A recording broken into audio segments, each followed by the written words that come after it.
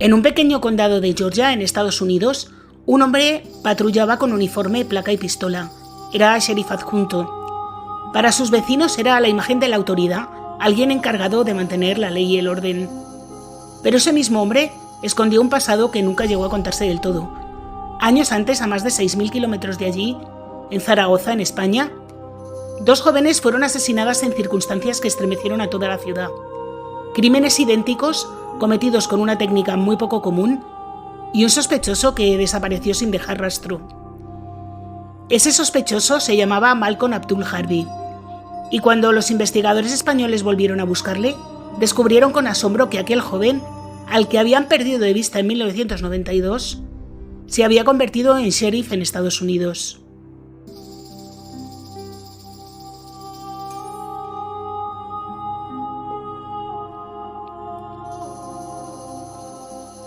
Hola a todos, yo soy Julia y hoy os traigo un caso que todavía hoy pone los pelos de punta. Un caso que empezó en Zaragoza en 1992, con 2 jóvenes asesinadas en circunstancias idénticas y un sospechoso que desapareció de la noche a la mañana. Un caso marcado por la presencia de la base militar norteamericana en la ciudad de Zaragoza y por un vacío legal que permitió que el principal acusado escapara de la justicia española. Si quieres saber más, sé bienvenido. Bueno, y antes de continuar, quería anunciaros que he abierto un segundo canal. Si os gustan mis vídeos, pero preferís casos no tan violentos, sin muertes, esta nueva propuesta va de eso. Se llama Letra Pequeña y allí hablo de estafas increíbles, fraudes históricos, grandes robos, engaños de película, sectas, que van a ser muy importantes. Y también quiero deciros que este canal ya está activo, que subo vídeo todos los martes. Os voy a dejar enlazado en la cajita de información y también al final del vídeo. Y bueno, como os he dicho, este nuevo canal se llama Letra Pequeña. Así que si os apetece seguirme, ya sabéis. Al igual que con Tinta Roja subiré vídeos todas las semanas, serán vídeos un poco más cortitos y los subiré los martes. Así que bueno, allí os espero a todos. Y ahora sí que sí, no me enrollo más y vamos con la historia.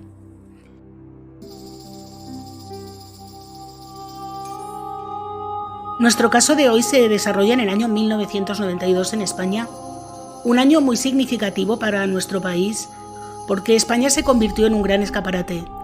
Barcelona se preparaba para los Juegos Olímpicos, Sevilla inauguraba la Exposición Universal y Madrid estrenaba el AVE y ejercía como capital europea de la cultura.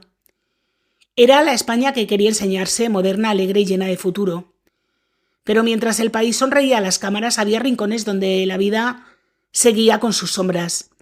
Zaragoza, por ejemplo, vivía con discreción la cuenta atrás del cierre de su base norteamericana, un espacio que llevaba casi 40 años formando parte del paisaje de la ciudad. Un paisaje que muy pocos realmente entendían cómo funcionaba. Todo empezó en 1953 cuando Franco firmó con Estados Unidos los famosos Pactos de Madrid. España salía del aislamiento tras la Segunda Guerra Mundial y Washington necesitaba enclaves estratégicos en Europa frente a la Unión Soviética. El trato era muy sencillo: bases militares a cambio de ayuda económica y respaldo político. Así nacieron 4 grandes instalaciones: Torrejón, en Madrid, Zaragoza, Morón y Rota, y con ellas un mundo aparte dentro del país, porque las bases no eran simples cuarteles, tenían su propia policía militar, colegios, supermercados, cines, boleras, hamburgueserías. Para quien entraba allí parecía que cruzaba una frontera invisible y aterrizaba en un trozo de Estados Unidos. Bueno, frontera invisible tampoco, porque los controles para entrar en las bases eran la pera limonera, pero bueno. En teoría, las bases estaban en suelo español, pero en la práctica, España no podía meter la nariz sin permiso. La Policía Nacional o la Guardia Civil no podían entrar así como así. Todo se regía por un entramado de acuerdos bilaterales, primero los del 53 y después los del Convenio de Cooperación para la Defensa en el 88, que adaptaba las reglas a la España democrática y miembro de la OTAN. ¿Qué significaba esto en la práctica? Pues significaba que si un militar americano o un familiar estaba metido en un lío, Estados Unidos podía reclamar su jurisdicción. De hecho, el convenio lo dejaba claro: si había un delito, se decidía caso por caso quién tenía derecho a juzgarle. y muchas veces los norteamericanos optaban por llevárselos de vuelta antes de que un juez español hiciera demasiadas preguntas. Dicho de otra manera, en las bases mandaban ellos. En aquellos años las cosas estaban cambiando. Estados Unidos había abandonado Torrejón en 1991 y Zaragoza iba a seguir el mismo camino en septiembre de 1992, que fue cuando salió el último contingente. Pero mientras tanto la base seguía activa con miles de militares y familias viviendo en ese mundo paralelo. Quedaban operativas Morón y Rota, que todavía hoy siguen funcionando con un sistema de uso compartido. Pero en aquel momento Zaragoza era un pedazo de suelo controlado por otro país. No todo Zaragoza, entendedme, la base de Zaragoza. Y aquí entra otro detalle curioso en el calendario. En Zaragoza, el 5 de marzo se celebra cada año la Cincomarzada. Es un día en el que la gente acude a los parques, hace meriendas en familia y hay un ambiente bastante festivo en la ciudad. Nadie podía imaginar que aquel mismo día, en un garaje, empezaba una historia muy oscura que a día de hoy todavía sigue sin resolverse del todo. Ese día la familia Lázaro se dio cuenta de que algo no iba bien. Mercedes, de 25 años, no había dormido en casa. Mercedes era una joven responsable y estudiosa que preparaba oposiciones de auxiliar administrativo. La noche anterior había salido de la academia y después tomó algo con unas amigas. A las 11 de la noche se despidió de ellas y volvió a su casa en la calle Fueros de Aragón, pero nunca llegó a subir al piso. Su padre, Higinio Lázaro, preocupado por su ausencia, bajó al garaje del edificio. Allí encontró una escena que no olvidaría jamás. En el suelo, cubierta apenas con una gabardina, estaba su hija, muerta. Alrededor del cuerpo había señales de violencia, como sus gafas rotas, apuntes esparcidos, un pendiente, así tirado, y el lugar mostraba unos clarísimos indicios de forcejeo. Pero lo que más llamó la atención de su padre fue que no llevaba zapatos. La policía se personó rápidamente en el lugar de los hechos y rápidamente se inclinó por un ataque sexual. La ropa estaba desordenada y en la gabardina de Mercedes había una mancha que podía ser algún tipo de fluido. En 1992 las pruebas de ADN empezaban a usarse en España, así que los investigadores confiaron en que aquel indicio les llevaría al autor. La autopsia reveló que Mercedes había fallecido por asfixia, pero no se trataba de un estrangulamiento común. Los forenses detectaron una fractura cervical muy precisa, una luxación de las vértebras del cuello y aquello no parecía fruto de un ataque improvisado. Además, sus pies mostraban erosiones y suciedad. Había estado corriendo descalza sobre el cemento del garaje antes de ser alcanzada. Los peritos concluyeron que fue arrastrada envuelta en una manta. Las primeras pesquisas apuntaron hacia los propios vecinos. En el bloque vivían unas 80 familias y entre los hombres residentes uno llamó la atención de inmediato. Un vecino de 41 años que tenía la costumbre de bajar por las noches al garaje para escuchar la radio dentro de su coche. Y su vehículo estaba aparcado a escasos metros del lugar del crimen. No me extraña que a la policía les pareciera raro que el hombre bajara al coche a escuchar la radio, pero bueno, en fin. Que hay gente extrañísima. El hallazgo de un pendiente de Mercedes frente a su trastero aumentó las sospechas, frente al trastero de este hombre. La policía le interrogó y el hombre declaró que la noche del 4 de marzo había cenado con unos amigos hasta la 1 de la mañana. Ellos lo confirmaron, excepto uno, que admitió haber mentido a petición del sospechoso. En realidad se habían despedido de él a las 11 de la noche, justo la franja horaria que coincidía con el crimen. Con esa contradicción, el vecino fue detenido. La detención no resolvió nada. El sospechoso negó conocer a Mercedes y aseguró que aquella noche no había bajado al garaje. Se mostró dispuesto a colaborar y entregó muestras biológicas para la comparación con la mancha encontrada en la gabardina. Cuando llegaron los resultados, la investigación se desplomó. Los forenses determinaron que la mancha no era semen sino saliva y lo más desconcertante pertenecía a la propia Mercedes y no al agresor. Tras casi 2 años de investigación no había pruebas sólidas contra el vecino ni contra nadie. La familia Lázaro, incapaz de convivir con la tensión de tener a aquel hombre señalado en el mismo bloque, terminó mudándose. Mientras tanto, el caso quedó prácticamente paralizado. No había testigos, no había armas, no había móvil claro y, por supuesto, el culpable seguía libre. Durante más de 2 décadas la muerte de Mercedes quedó sin resolver. El sumario permanecía archivado provisionalmente en los juzgados de Zaragoza.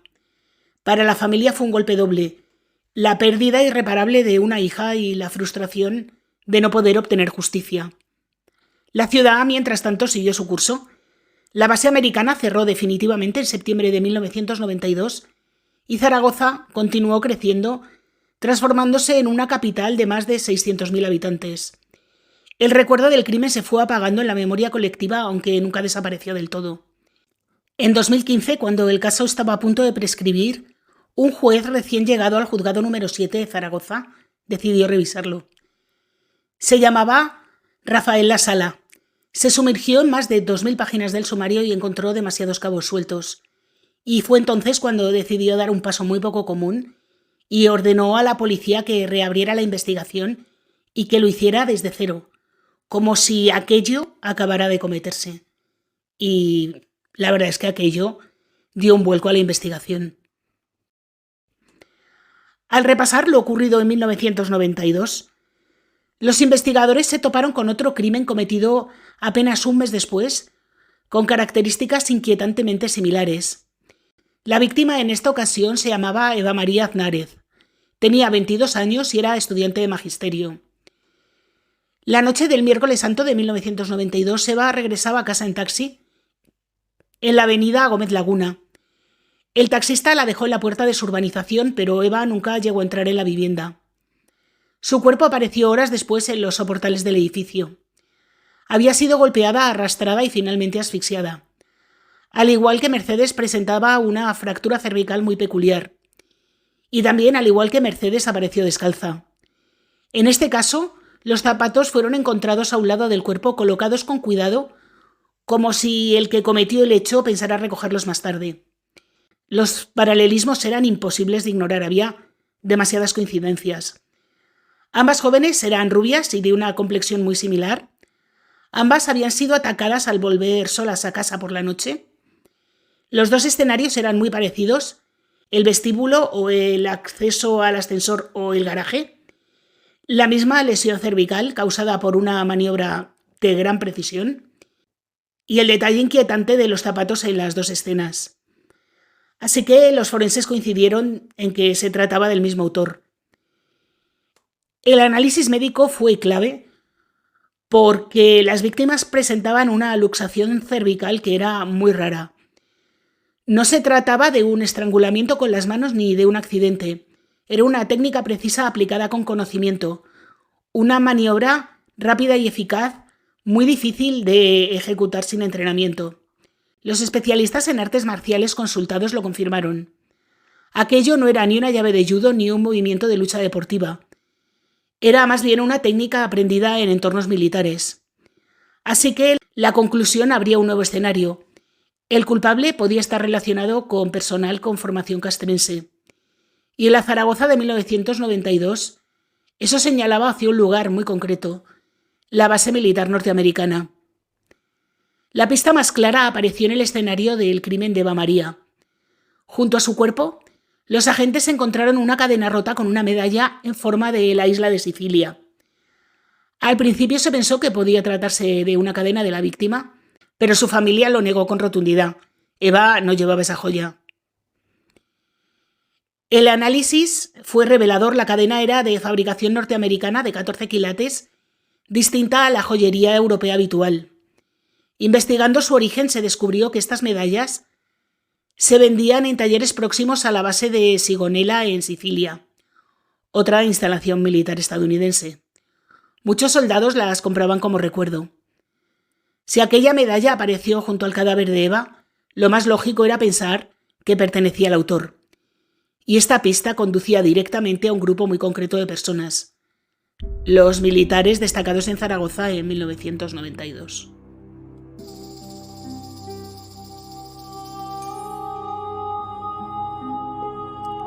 El caso de Eva tenía además un testigo directo. La madrugada del 16 de abril de 1992, el vigilante de seguridad de la urbanización de Eva vio una escena inquietante. Un joven arrastraba un cuerpo. Al principio pensó en un accidente, pero cuando se acercó para ayudar, el chico reaccionó nervioso y le dijo en inglés: «No te entiendo, no te entiendo». En ese momento soltó el cuerpo y huyó a la carrera. Saltó una valla y desapareció en la oscuridad. El vigilante lo describió con todo detalle porque, claro, le había visto perfectamente. Era un chico de unos 18 o 20 años, alto, atlético, de raza negra, vestido con un jersey oscuro y zapatos de puntera ancha. Su testimonio era clave porque situaba a este joven en la escena del crimen y manipulando el cuerpo. Con esta descripción, la policía española pidió colaboración a las autoridades norteamericanas para organizar una rueda de reconocimiento. Varios jóvenes de la base que encajaban en el perfil fueron trasladados para que el vigilante intentara identificarlos. Pero la rueda fue un fracaso. La prensa se había enterado y esperaba a la puerta con cámaras y fotógrafos. Los chicos llegaron tensos y sintiéndose señalados, y el vigilante, incómodo y presionado, no reconoció a ninguno. Muy pronto, sin embargo, los investigadores descubrieron algo sorprendente. Entre los jóvenes presentados en la rueda de reconocimiento faltaba uno que debía haber estado allí, puesto que lo pidieron. Se trataba de Malcolm Abdul Harvey. Malcolm tenía 21 años y no era un militar cualquiera. Era el hijo del teniente coronel Harvey, segundo jefe de la base norteamericana en Zaragoza. Era un chico popular entre los estudiantes del instituto de la base, deportista carismático pero con fama de problemático. ¿Y por qué no apareció en la rueda de reconocimiento? Bueno, varios trabajadores civiles de la base lo dejaron claro. Había sido una decisión deliberada de los propios norteamericanos. Malcolm no debía estar allí. Muy poco después, Malcolm desapareció de Zaragoza. No cogió un vuelo comercial, salió en un avión militar estadounidense rumbo desconocido. Oficialmente su padre había solicitado su traslado. En la práctica, había desaparecido del radar de la justicia española. En septiembre de 1992, con el cierre de la base, los últimos militares norteamericanos abandonaron la ciudad, y con ellos también se desvaneció la posibilidad de interrogar al principal sospechoso de las muertes de Eva y Mercedes. Así que los crímenes quedaron sin resolver. De todas formas, este caso se llevó fatal por parte de la policía española porque es increíble que en su día, en el año 92, no se vincularan ambos crímenes. Tened en cuenta que Zaragoza no era una ciudad tan grande. Los crímenes se produjeron con un mes de diferencia, de la misma manera, y a nadie se le ocurrió vincularlos al mismo autor. Es decir, a este chico, a Malcolm Abdul Harvey, se le investigó por la muerte de Eva María. Se le investigó entre comillas, lo que se pudo. Pero por supuesto por la de Mercedes, para nada. Así que bueno, en fin, que sí que los estadounidenses lo hicieron fatal, pero fatal, fatal, y me parece de una desfachatez increíble por parte de su padre, pero la policía española tampoco es que estuviera muy avispada, ¿eh? Bueno, como digo, tras la marcha de los norteamericanos en septiembre de 1992, las muertes de Eva y Mercedes quedaron en un limbo. Durante años, las familias de las víctimas convivieron con la frustración de no tener respuestas, y Zaragoza, que había vivido aquellos crímenes con miedo y conmoción, fue enterrando el recuerdo entre la rutina y el paso del tiempo. Y como os he dicho antes, en 2015, con el sumario a punto de prescribir, el juez Rafael Lasala ordenó reabrir la investigación. La policía repasó entonces antiguos anuarios, buscó testimonios de compañeros de instituto, entrenadores y conocidos. Entre quienes los recordaban estaba el hijo de un entrenador de baloncesto muy ligado a la ciudad. Él describió a Malcolm como un hombre fuerte, simpático y muy integrado en los deportes de la base, baloncesto, rugby, halterofilia, pero también recordaba que su marcha fue muy repentina. Malcolm abandonó Zaragoza antes de acabar el curso escolar, mientras su padre y su hermano pequeño permanecieron en la ciudad hasta el cierre definitivo de la base. Al reconstruir aquellos meses aparecieron datos llamativos. El teniente coronel Harvey, padre de Malcolm, vendió su coche antes de marcharse de España. Pero el deportivo que solía conducir su hijo fue enviado directamente al desguace. Los investigadores también supieron que la madre de Malcolm había vivido en Sicilia en los años 90, un dato que encajaba con la medalla hallada junto al cuerpo de Eva María. Cada pieza reforzaba la sospecha sobre Malcolm. Todos sabían que había estado muy vinculado y de forma muy directa a ambos crímenes. La confirmación definitiva llegó con el testimonio del vigilante de seguridad, aquel que se vio cara a cara con el autor del crimen de Eva. En una nueva rueda de reconocimiento, esta vez fotográfica, y más de 20 años después le mostraron imágenes de Malcolm en aquella época. Y el reconocimiento fue inmediato. Señaló su rostro sin dudarlo ni un segundo. Con esa identificación, Malcolm Abdul Harbi quedaba señalado como principal sospechoso de las dos muertes. Los investigadores le localizaron en Estados Unidos, en el estado de Georgia. Para sorpresa de todos, Malcolm trabajaba como sheriff adjunto en un pequeño condado, Stone Mountain. El mismo joven que en Zaragoza había huido tras ser visto arrastrando un cuerpo, se había convertido en agente de la ley en su país. La policía española comenzó gestiones con el FBI para solicitar su extradición y poder interrogarle con relación a los crímenes ocurridos en 1992. Pero antes de que todo aquello avanzara, se comenzara con el papeleo y se concedieran los primeros permisos, llegó una noticia inesperada que fue un mazazo para todos. Malcolm había muerto en el año 2016, concretamente en agosto de 2016, víctima de un cáncer de colon en la ciudad en la que residía y trabajaba. Así que el principal sospechoso de las muertes de Mercedes y Eva María no podría ser juzgado. Cuando se conoció la noticia, la sensación fue bastante amarga. Para los investigadores todas las piezas encajaban: el testimonio del vigilante, la medalla, la técnica de la fractura cervical, que no era otra que la del mataleón, una cosa que ahora es bastante conocida por todo el mundo, pero que en aquella época era una cosa muy vinculada a los ambientes militares. No se conocía fuera de ello. En los medios de comunicación no se hablaba del tema. Ahora ya digo, es bastante conocido, todo el mundo sabe de qué hablamos, pero en aquella época no lo era. Y bueno, también lo del desguace del coche, la salida precipitada en un avión militar y el hecho de que tras su marcha de Zaragoza no volvieran a repetirse crímenes similares. Todo apuntaba a él, pero sin un juicio. Malcolm nunca fue declarado culpable y jurídicamente solo quedaba como sospechoso principal. Las familias de Mercedes y de Eva no pudieron ver justicia. Los padres de ambas murieron sin respuestas definitivas y durante años soportaron el silencio, la burocracia y la impotencia de ver cómo las pruebas se evaporaban y el principal sospechoso estaba fuera de su alcance. Al margen de todo, este caso deja un montón de interrogantes. Quizá la más dura sea que si ha podido haber más víctimas en Zaragoza o en otros lugares antes o después de aquellas muertes. Y además hay una cosa que a mí me indigna bastante y voy a dejarle la puerta abierta a todos los haters que vienen aquí al canal a meterse conmigo cada vez que digo algo en contra de Estados Unidos, pero es que de verdad que a veces me lo ponen a huevo. Y creo que en este caso la policía española lo hizo fatal, pero es que creo que Estados Unidos también lo hizo mal. El caso de Malcolm es la historia también de un fracaso institucional. No solo porque dos crímenes quedarán impunes, sino porque el país que debería haber colaborado activamente en la investigación levantó un muro de silencio desde el primer día.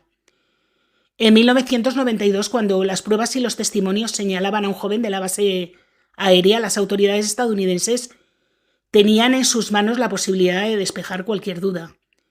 Podían haber permitido su inclusión en la rueda de reconocimiento, podían haber facilitado los interrogatorios, podían incluso haber retenido al sospechoso, pero no lo hicieron.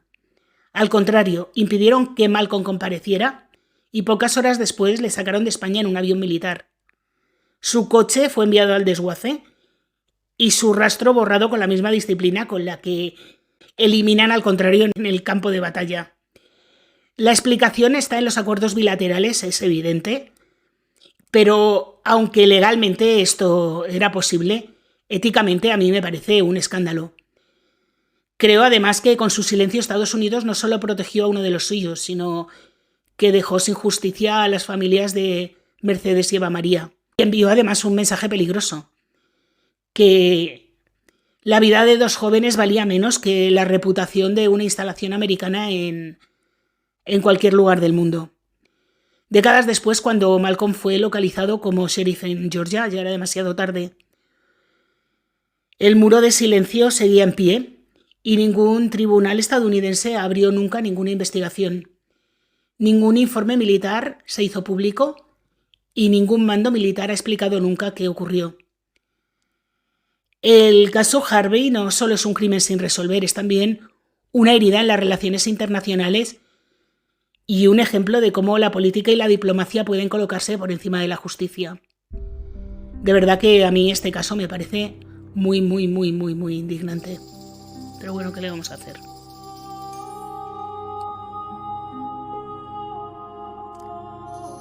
Y bueno, como me imagino que supondréis, este no fue el único incidente que ocurrió entre los soldados americanos y las autoridades españolas.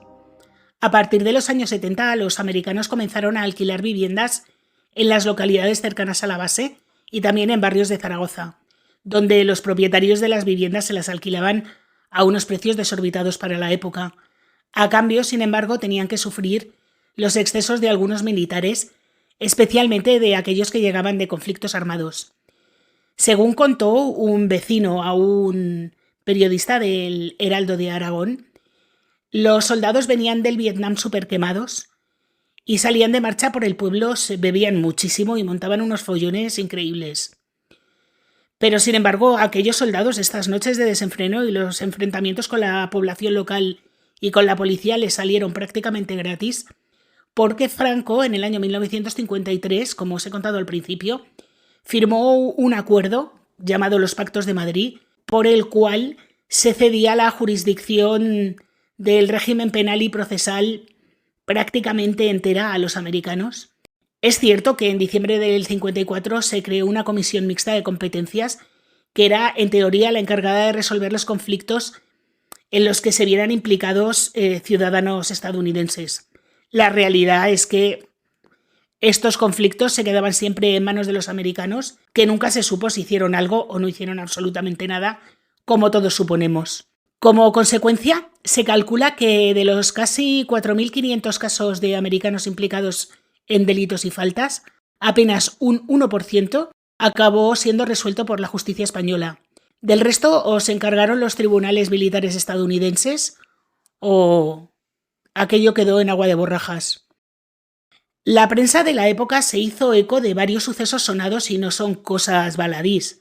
En mayo de 1975, por ejemplo, un alumno de la escuela de la base que paseaba por el perímetro de la misma descubrió un cuerpo semienterrado al que se identificó rápidamente. Se trataba de un soldado llamado Neil Gainer, que tenía 23 años y que había desaparecido hacía 4 meses. Las investigaciones enseguida llegaron a la detención de 2 militares y les acusaron de acabar con la vida de este chico.